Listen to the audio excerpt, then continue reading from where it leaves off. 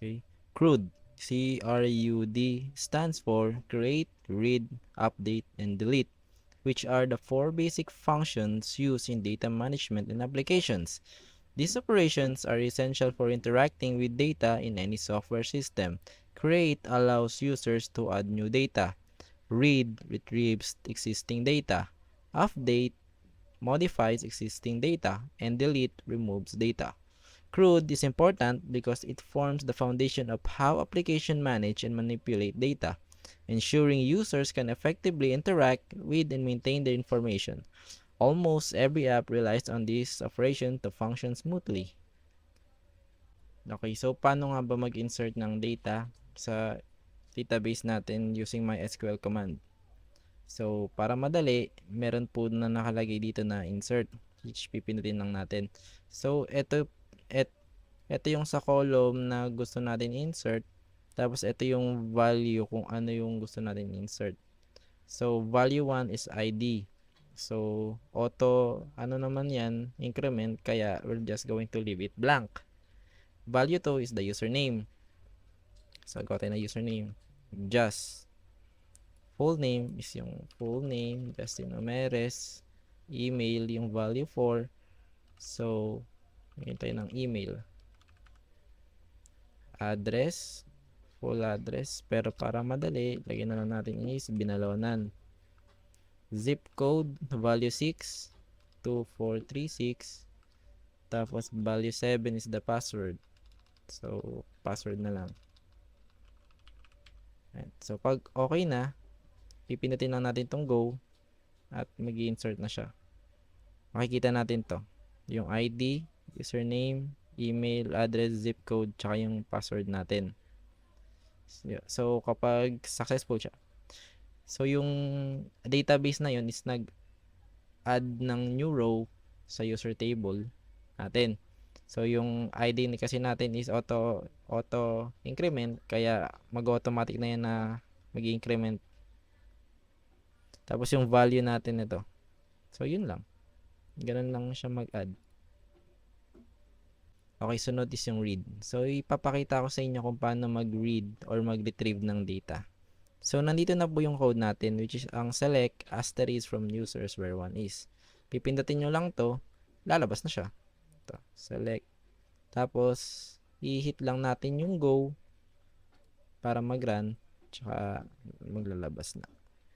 So, bali yung select po natin is parang command siya na isinasabi natin na i-retrieve niya yung data sa database. Tapos ito naman yung from, parang parang sasabihin natin kung saan niya i-retrieve which is the user's table. Ito yung table natin. So, yeah. I-try natin yung iba. May iba pa ako dito. So, try natin itong students. Go. Ayan. Ito yung database natin sa students table. Yung isa pa, students V2. Ito naman yung isa. So, ganun lang. Ganun lang mag-read or mag-retrieve ng data. So, ang next natin is update. Papakita ko kung paano mag-update. Puntahan na muna natin kung ano yung gusto natin i-update. So, may mga data tayo dito. So, gusto kong i-update tong number 2, ID2, Zexy. Balik tayo sa query box. Pinutin natin itong update. Tapos yan. Lagyan lang natin where ID, ano ba siya? 2? 2. Yan yung 2. So, hindi natin papalitan yung ID niya. Kaya stay pa lang natin siya sa 2. JKL. Value JKL. Email JKL. Address JKL. Zip code 1111. Password JKL. And hit go. Balik tayo. Tingnan natin. So, ayan na siya. Nag-update na. ID2, JKL na. Hindi na siya ZXC. So, ganun na mag-update. Okay, so paano naman pag sa delete? Ganun lang din. Pindutin natin itong delete. yung ID na gusto nating i-delete. Halimbawa is yung JKL to go delete and select. So wala na si JKL. So pag gusto niyo naman delete lahat, pindutin niyo lang to, go, select, hindi na delete. Teka, bakit hindi na delete? Somewhere 1. Ito pala. Yun. Okay. So, pinakita ko naman po kung paano mag-select, mag-insert, mag-update, tsaka mag-delete sa ating database.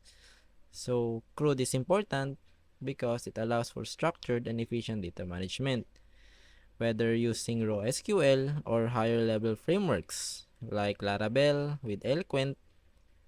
So, CRUD operations provide the foundation for interacting with database, ensuring application can store, retrieve, modify, and remove data effectively. Mastering CRUD concept is crucial for building dynamic data and driven applications.